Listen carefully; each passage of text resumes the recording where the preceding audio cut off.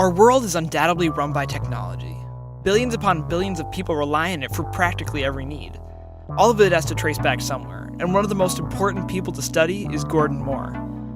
Gordon Moore, co-founder of Intel and the author of the ever-important Moore's Law, stated that the number of transistors on a microprocessor will double every 2 years. This entry was the guiding principle for 30 of the most important years in the birth of the information age. The legacies were hard to find in the first 20 or so years after the law had been published in 1965, due to computers being nearly exclusively industrial in that period, alongside some business uses. First, to explain, you'll need to know what a transistor is. A transistor is a tiny electronic switch that lies on every microchip, something that is found in every electronic device. Electricity passes through the switch, causing the switch to turn on and off. The number of these switches is a determining factor in the speed of a microchip, and therefore the device. The microchip is a main brain in every computer, cell phone, printer, or console. So as you can imagine, a law that guides the progression of these is quite essential to electronic progression as a whole. We'll discuss how Gordon Moore's writing of Moore's Law created the guiding principle in the birth of the information age. September 1957. 7 essential employees of Shockley Transistor boldly quit their jobs to start a company of their own. Led by Robert Noyce, 7 men, including Gordon Moore, started the Fairchild Semiconductor Company. This marks arguably one of the most important businesses in the famous Silicon Valley. Silicon Valley, named for its silicon use in microprocessors that were invented in the area, is today the capital of consumer electronics and software. It is currently home to Apple, Google, Facebook, Yahoo, eBay, Netflix, HP, Intel, Adobe, and countless others. Fairchild was the first company Gordon Moore was involved in creating, but certainly not the most important. For after years of changing around, Gordon Moore and Robert Noyce left the thriving company to start Intel, the name an amalgam of integrated electronics. Fast forward several years to 1971, that marks the release of a product that forever changed electronics as a whole. Intel, still the world leader in consumer CPUs, or computer processing units, released a new chip titled the Intel 4004. The importance of the chip was that it combined many aspects of what makes computers think, such as central processing units, memory, input and output controls, amongst other things, into the first single-chip microprocessor. You've always heard of the first computers that took up entire rooms, and this simplified this. This is one of the first pieces of hardware that enabled computers on our desks and phones in our pockets. This is just one of the things we can thank Gordon Moore for in his participation in creating. His biggest accomplishment was his writing of Moore's Law. Transistors had trouble progressing before the release of this microprocessor. There were no rules. People just wanted more transistors in smaller packages. Gordon Moore saw that there were no laws guiding the progression of this new technology, so he took it upon himself to bring that law to fruition. In 1965, he made an entry in Electronics Journal, stating that the number of transistors in an integrated circuit would double every 2 years. This, as you could guess, continued to reign true from the 1970s to around the 2000s.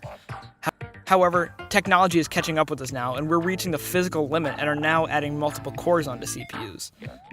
However, 30 years of CPU progression were guided by this law, and is highly regarded as the computer law in electronics. It's not hard to find an example of Gordon Moore's leadership qualities. They are plentiful in the companies he has worked with and founded, but also the entire industry. Many years of products can be thanked to Moore's Law. But first, let's delve into the leadership he displayed in his many years of service in Fairchild Semiconductors, and then later Intel Corporation. As one of 7 men who left Shockley Transistor, a thriving company led by one of the world's top physicists to start their own semiconductor company, Fairchild. The 7 men, nicknamed the Traitorous 7, each quickly fell into place, each one of the men excelling at different aspects of creating a semiconductor. Gordon Moore fittingly went into work with another member of the Traitorous 7, Gene Hoerni, who went into working on improving diffusion. These two at the time were known as 2 of the best solid-state physicists in the entire country. This essential job led them to the top of the company, showing great leadership in helping others on other steps of the manufacturing process, such as photolithography and manufacturing. His leadership qualities mixed with that of CEO Robert Noyce's led to make Fairchild the most important and thriving semiconductor company at the time. That's what made what happened next that much more shocking for employees at Fairchild and colleagues in the industry. As previously mentioned, longtime leader of Fairchild Robert Noyce and Gordon Moore, whose knowledge kept him at the top of the company his duration of his work there, decided to leave Fairchild to start Intel. Intel is a company with similar intentions as Fairchild, but different ways of getting there. As co-founder, executive president, and later president, he led Intel into pioneering areas such as memory, integrated circuits, and microprocessor design. Gordon Moore's history of helping didn't stop there.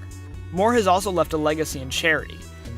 He and his wife used a good portion of their sizable wealth that was built up over years of work in the industry to fund the Gordon and Betty Moore Foundation. This foundation works to eliminate preventable harm in patient care, environmental conservation, and many other areas of the sciences. This is just another way Moore's legacy is working to help further the world we live in. You'll see the end of Moore's Law coming up a lot in the headlines as of late.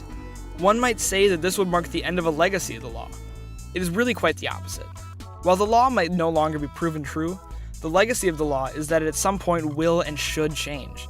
Moore knew that at one point it would become physically impossible to fit more transistors onto a 1x1 inch piece of silicon. It appears that we're finally reaching that date, which I think is really exciting. Looking back on data from the 1970s, the speeds of processors ranged from 740 kHz to 8 MHz, or 8,000 kHz. These influential years were the ones that went exactly according to Moore's idea, that really satisfy his legacy in the industry. The 1970s were the beginning of consumer electronics and other major sciences.